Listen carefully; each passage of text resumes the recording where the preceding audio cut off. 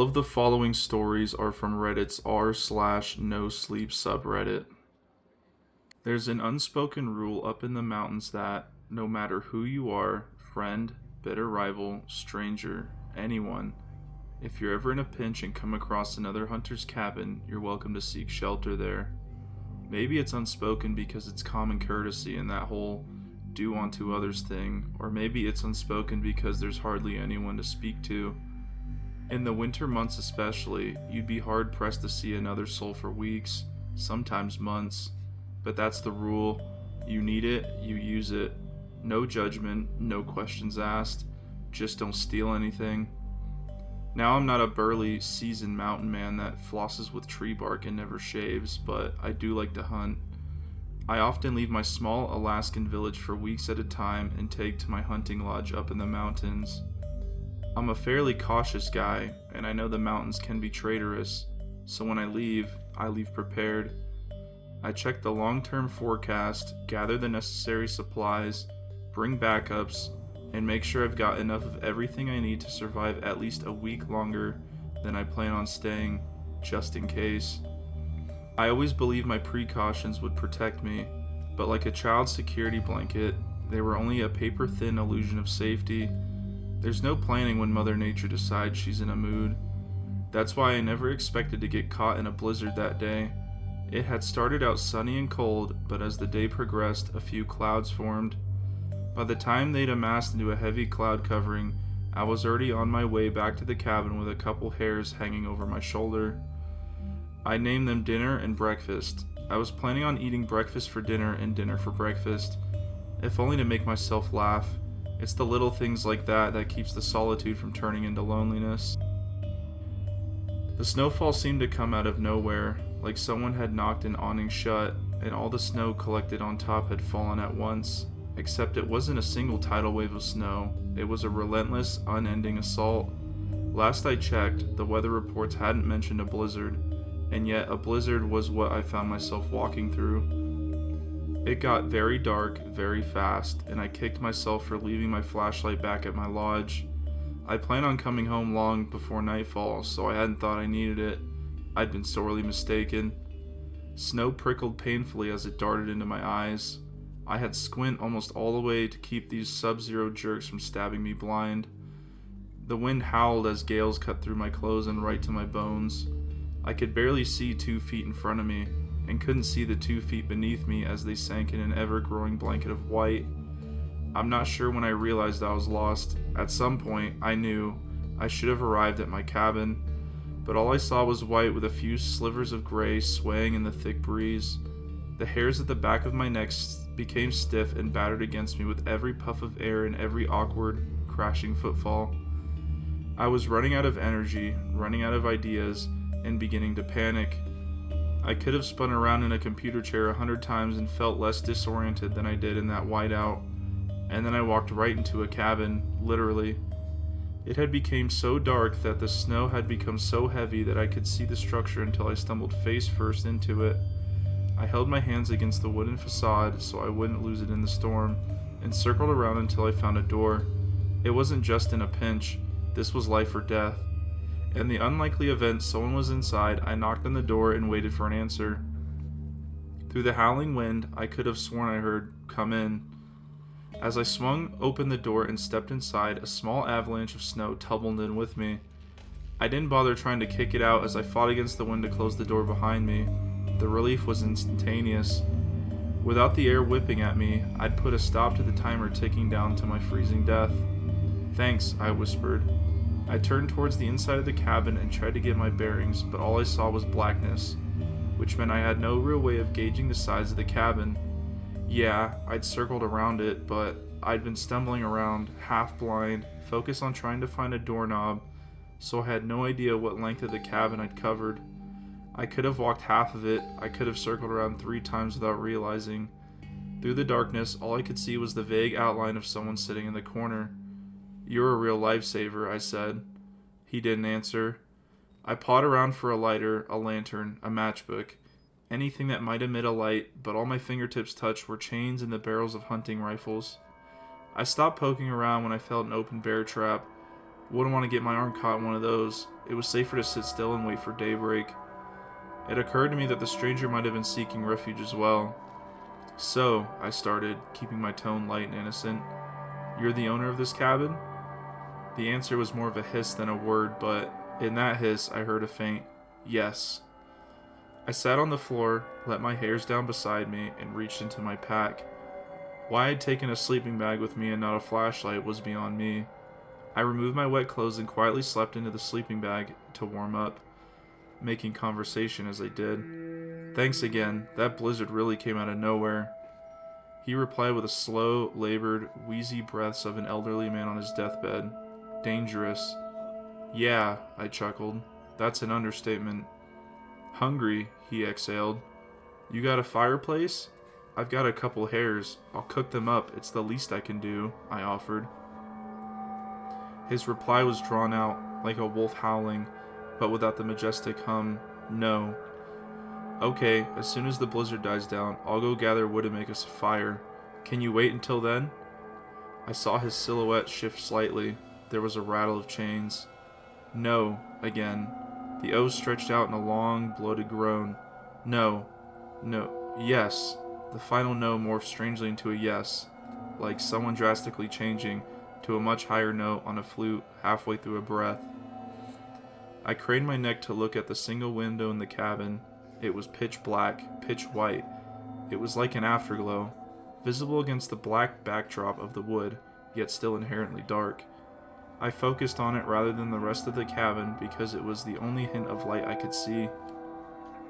"If you don't mind, I'm gonna try and catch some shut-eye," I said tiredly. He didn't respond, but that didn't surprise me. Mountain folk don't talk much, even when they come down to town for what few supplies they can't make themselves. I shrugged it off and settled in for the night, but I felt something hard against my side. Sighing, I tossed my hairs back a bit farther and got comfortable. I was exhausted, so it wasn't all that hard for me to drift off, despite the wind's song playing outside on the walls. I hugged myself in my sleeping bag and drifted off. I was awoken by a different sound, a weird snapping crunch that made me shoot up in bed. Believing the ceiling was about to collapse under the weight of the snow, I braced myself. But the sound came again. I realized it wasn't above, but rather next to me. Near my belongings, the silhouette was gone from the corner, and I could hear his deep, raspy breaths accompanying the crunch. "What are you doing?" I snapped. He retreated back into his corner with a rattling of chains. My adrenaline was pumping, and I wasn't even really sure why. Something about the stranger put me in a state of near panic.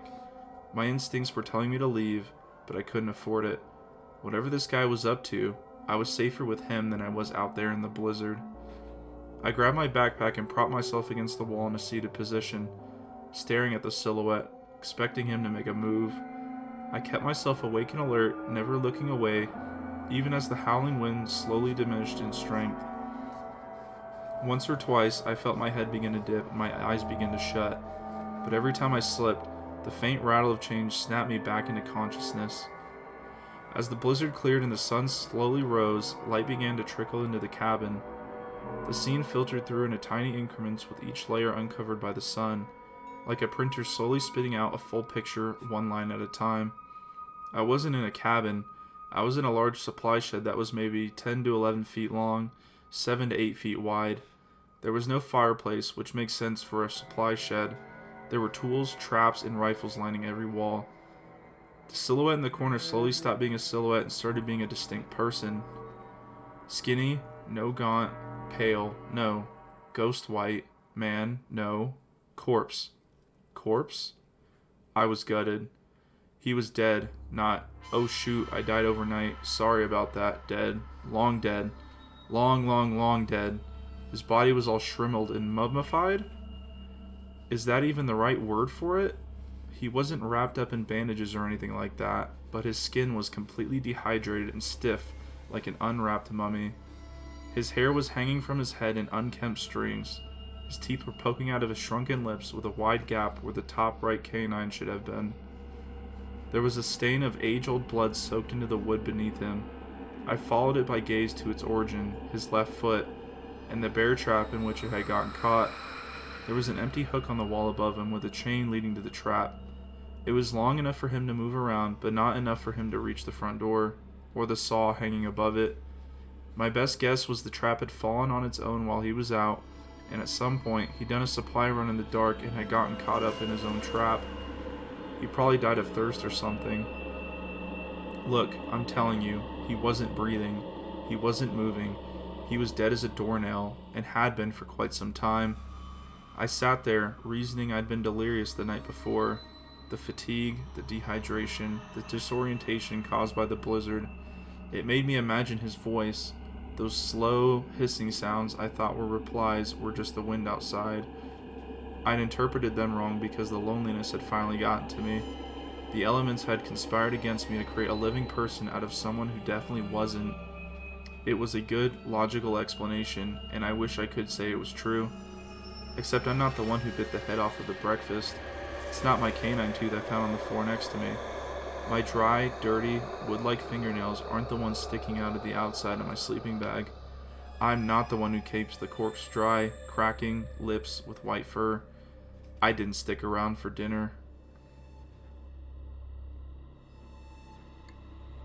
Every night, no matter the weather, something walks down our street whistling softly.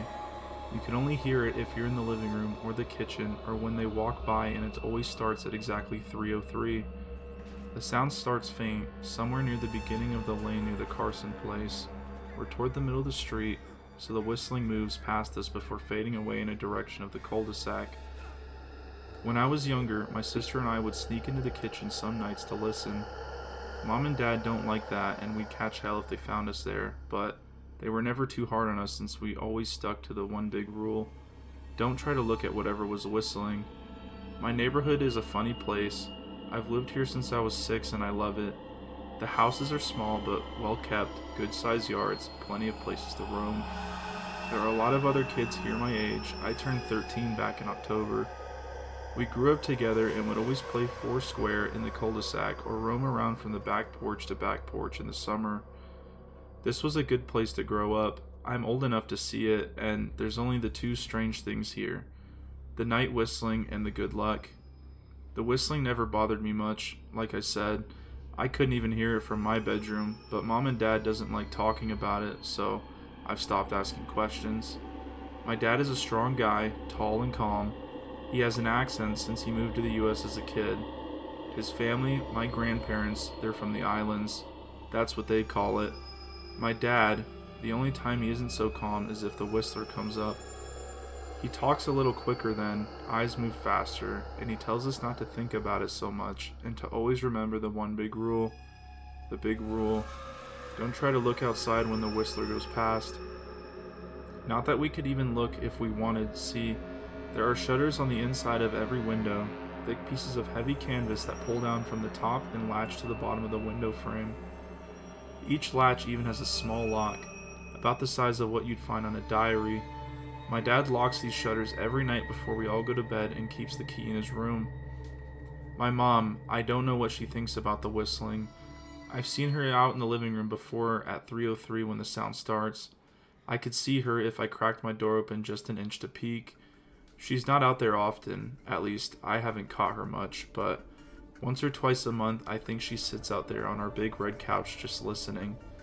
The whistler has the same tune every night. It's cheerful. Remember how I said there are two odd things about where I live? Well, besides our night whistler, everyone in my neighborhood is really lucky. It's hard to explain, and Dad doesn't like talking about this part much either, but good things just seem to happen to people around here a lot. Usually it's small things: winning a radio contest, getting an unexpected promotion at work, or finding some arrowheads buried in the yard, you know, the authentic kind. The weather is pretty good and there's no crime, and everyone's garden blooms extra bright in the fall. A million little blessings, I've heard my mom say about living here. But the main reason we stay here, why we moved here in the first place, is my sister Nola. She was born very sick, something with her lungs. We couldn't even bring her home when she was born, only visit her at the hospital. She was so small, I remember. Small even compared to the other babies. A machine had to breathe for her. We moved into our house here to be closer to the hospital. As soon as we moved here, Nola started getting better. The doctors couldn't figure it out. They chalked it up to whatever they were doing, but we all could tell they were confused. But my parents knew, even I knew, Nola getting better was just another of the million little blessings we got for living in our neighborhood. So that's why we stayed even after we found out that for every small miracle that happens here every day, now and then, some bad things happen. But they only happen if you look for the Whistler. See, our neighborhood has a welcoming committee. They show up with macaroni casserole and a gift basket and a manila folder whenever someone new moves in. They're very friendly. 4 people showed up, and when we moved in 7 years ago, the committee made small talk, gave me a Snickers bar, and took turns holding Nola. It was her first week out of the hospital, so they were extra careful. Then the committee asked to speak to my parents in private, so I was sent to my room where I still managed to hear nearly every word. The welcoming committee told my parents about how nice the neighborhood was, really, exceptionally, hard to explain kind of nice. And then they told my parents about the even harder to explain whistling that happened every morning at 3:03 and ended at the tick of 3:05. Then the committee asked to speak to my parents in private, so I was sent to my room where I still managed to hear nearly every word. The welcoming committee told my parents about how nice the neighborhood was, really, exceptionally, hard to explain kind of nice. And then they told my parents about the even harder to explain whistling that happened every morning at 3:03 and ended at the tick of 3:05. The group, our new neighbors, warned my parents that the whistling was quiet, would never harm or hurt us, as long as we didn't look for what was making the sound. This part they stressed, and I pushed my ear into the door string to hear them. People who went looking for the whistler had their luck change, sometimes tragically. A black cloud would hang over anyone that looked. Anything that could go wrong would, and the manila envelope the committee brought over contained newspaper clippings, stories about car crashes and ruined lives, public deaths, and even freak accidents. Not everyone dies, I heard the head of the committee tell my dad, but the life goes out of them. Even if they live, there's no light in them ever again, no presence. My mom, I could tell she wasn't taking it too seriously. She kept asking if this was some kind of prank they play on new neighbors. At one point, my mom got angry, accused the committee of trying to scare us out of our new home, asked them if they were racist on account of my dad being from the islands. My dad calmed her down, told her he could tell our new neighbors were sincere and they were just trying to help us. He explained that he grew up hearing these kinds of stories from his mom and that he knew there were strangers that walked among us. Some of those strange things were good and some were bad, but most were just different. After the committee left, Dad went out to the hardware store, bought the canvas blinds, the latches, and the locks, and installed them on every window in the house after dinner. That first night in our new house, I crept out of my room at 3 a.m., only to find my dad awake sitting on the living room couch, holding my baby sister. My dad held up his finger in a motion, but patted the couch next to him. I sat and we waited. At exactly 3:03, we heard the whistling. It came and it went just like our neighbors said. The whistling returns each night and we never look, and we enjoy our million little blessings every day. Nola breathes on her own and she's grown into a strong, clever girl. My dad even joined the welcoming committee. We don't get new neighbors often. Why would anyone want to leave? But when a new family moves in, my dad and the committee bring them macaroni casserole, a gift basket, and a manila folder. I can always tell by the look on my dad's face when he comes back if the family took the committee seriously or if we'd be getting new neighbors again very soon. Not long ago, a family moved in across the street from us. The previous owner, Miss Maddie, passed away at age 105. She'd live a good, long life. Our new neighbors seemed like they'd fit in just fine. They believed in welcoming committee, took my dad's advice, and the locking shutters since they had a young child of their own. Whatever newspaper clippings were in the middle envelope, whatever evidence, my dad never let us see. But I imagine it must have been awfully convincing since our neighbors got along with no issues for the first month. One night, when our new neighbors had to leave town, they sent their son, Holden, to stay with us. He was 12, a year under me in school. I didn't know him well before that night, but as soon as his parents dropped him off after dinner, I could tell it was going to be a bad time. Do you know who is always out there whistling every night? Holden asked the moment the adults left the room. The three of us were sitting in the den, some Disney movie playing idly on the television. My sister and I exchanged a glance. We don't talk about that, I said. I think it's that weirdo that lives in the big yellow house on the corner, Holden said. Mr. Tolles? My sister asked. No way, he's really nice. Holden shrugged. Must be a psycho killer then. Nola tensed. We don't talk about it, I repeated. Let's go into my room and play Nintendo. We spent the next few hours playing games, eating popcorn, and then watching movies. A typical sleepover, but I could see Holden was getting antsy. After my parents had wished us a good night, locked the blinds, and gone to bed, Holden stood up from his beanbag and walked over to where Nola and I were sitting on my bed. Have you ever tried looking? He asked. It's nearly time. Like most sleepovers, we'd conveniently ignore any suggestion of a bedtime. I was shocked to see he was right. It was almost 3 a.m. I sighed. We don't. See, I can't. I can't even try to look because my dad locks the blinds every night and hides the key, he continued. So does our dad, said Nola. No, replied Holden. No, he doesn't. You saw him do it too? I said, a little sharper than I meant to sound. Holden grinned. Your dad locks the blinds, yeah, but he doesn't hide the key. He keeps it right on his normal keychain. So? I asked, worried. I already knew what he would say next, because I had noticed that my dad didn't bother hiding the key anymore after all these years, because he knew we took it seriously. So after your dad locked up, but before your parents went to bed, I went to the bathroom, and on my way I may have peeked into their rooms, and I may have seen your dad's keychain on his nightstand, and I maybe went and borrowed the key to his blinds. Lola and I stared at his grin only grew wider. You're lying, I said. Holden shrugged. You can check if you want. Just open your parents' door and look. You'll see his keychain right there on the nightstand. Stay here, I told both of them. Don't move a muscle. I hurried over to my parents' room but hesitated at the door.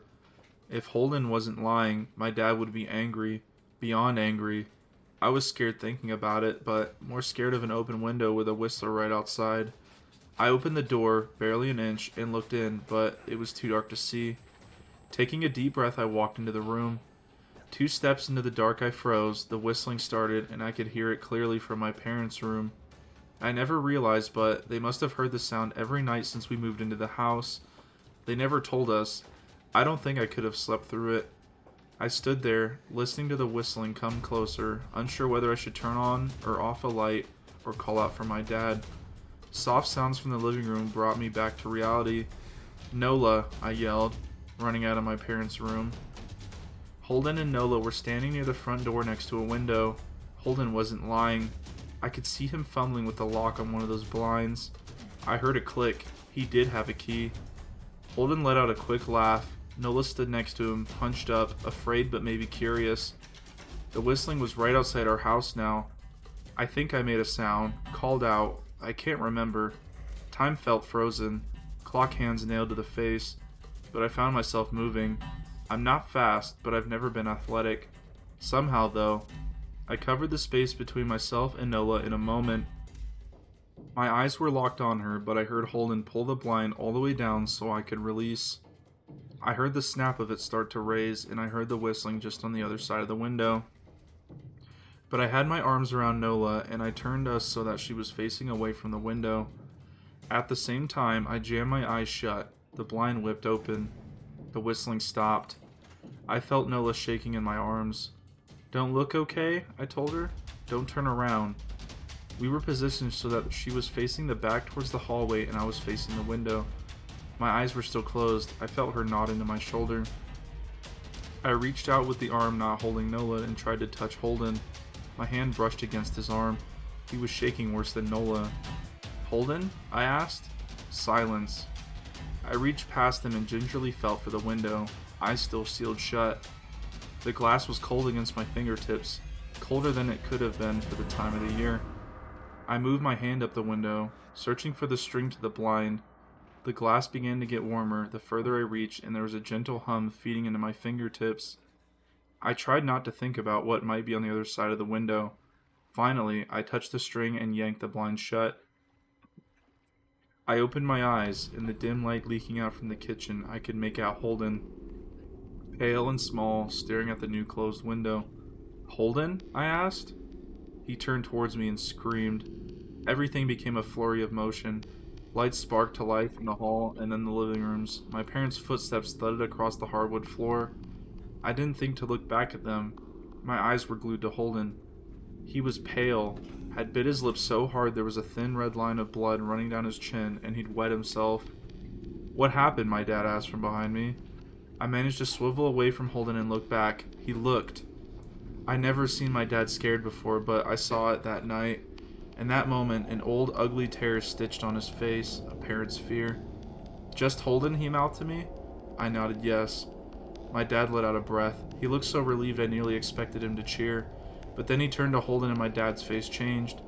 I wonder if he felt bad for feeling good that Holden was the only one that looked. There was a knock on the door. We all froze. Holden whimpered. "Don't answer it," my mom said. She stood at the threshold of the hall. I'd always thought she was a skeptic and just humored my dad about the windows and the Whistler, but that night we were all believers. I noticed that both my parents held baseball bats they must have taken from their bedroom. The knock came again, a little louder this time. "Please don't open the door," Holden whispered. My dad walked over to him, hugged him close. "We won't," my dad promised, still holding his bat. "Nothing is coming in here tonight." Thud, thud, thud. This time, the knocking was loud enough to rattle the door. Holden screamed again, and Nola clutched her arms around my neck. My mom came over and knelt down next to us, wrapping my sister and me close. Thud, thud, thud. "Call the police," my mom whispered to my dad. The knocking instantly stopped. My dad looked over his shoulder at us. "Do you think..." He was cut off by a frantic knocking that trailed off into a polite tap, tap, tap. "Police!" something said from the other side of the door. The voice from outside sounded exactly like my mom, like a parrot repeating the words back to her. "Police! Call! The police!" Tap, tap, tap. "Police!" My mom pulled us closer. "Police, police, police, police!" "Please stop," I heard her whisper. "I don't think calling them will help," my dad said. "How will we know when they're the ones at the door?" The knocking came back harder than before. The door shook, then it stopped. After a long moment, I heard the knocking again, but it was coming from our back door. We all turned towards the back door, but the knocking immediately returned to the front door, front to back to front, loud then quiet, then loud again. Suddenly, the sound was coming from both doors at once. Big, heavy, blows like a sledgehammer. Then something started rapping against all the windows in our house. Then the walls. It was like we were living inside of a drum with a dozen people trying to play at once. Or were we a turtle and something was attempting to claw us out of our shell? "Stop!" Holden yelled. The knocking died.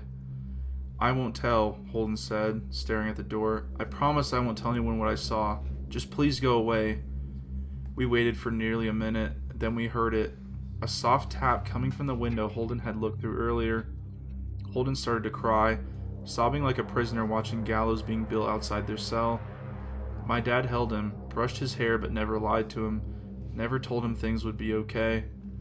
The tapping at the window went on for the rest of the night. We huddled together in the living room for I don't know how long. Eventually, my mom tried to take us kids into my room while my dad stayed to watch the door. But the second we moved in my bedroom, the knocking came back, so loud it was not possible to ignore. I was afraid the door couldn't take it. We went back to the living room, and the knocking stopped. Only the tap, tap, tap on the window remained. None of us slept that night. The tapping stopped around 7 a.m. That's about the time the sun comes up here. We waited another 2 hours before my dad opened the blinds from one window. He made us all go back to my parents' bedroom first. I heard him open the door and then come back in. "Okay," he told us, "it's done." Holden's parents came back around lunchtime. My mom and dad walked Holden over to his house and they all went inside for quite a while. Nola and I watched from the window. She stuck to me the whole day, right at my side, sometimes holding my hand. When my parents came back, they looked grim, but wouldn't tell us what they said to Holden's family. It was a Sunday night, so we all spent the day together, ordered pizza, and watched movies. The night everyone slept in my room, Nola and my mom in the bed with me, my dad in a chair he'd pulled over. There was no knocking that night or any night since. We didn't see much of Holden or his parents for the rest of that week, but by Thursday there was a moving truck in their driveway. Nola and I watched them packing up the whole afternoon after school. What sticks with me the most is how tired Holden and his parents looked. All three had the same pallor, grim mouths, and lightless eyes. Even from across the street, I could tell something was very wrong. Holden and his family were gone before sunset. I remember what the original welcoming committee said to my parents when we moved in. Not everyone who looks at the Whistler dies, but even those that live have the light go out of them, and the rest of their lives are full of misfortune, a million little tragedies. I think Holden's parents must have looked either to comfort him if they didn't believe or share the burden if they did. I watch Nola some days, happy and young and alive, and wonder if I've been slower. If she'd looked out the window that night, would I have looked too? To comfort her? To share that burden? I'm glad I don't have to find out. We still live in that house, in that neighborhood. We still hear out Whistler walking past every night. The blessings, the luck, the good things here are too good to leave, but we're careful. We don't have friends over to spend the night anymore, and my dad hides the key to the blinds very, very well. Not that I've gone looking. Some things you just don't need to look for.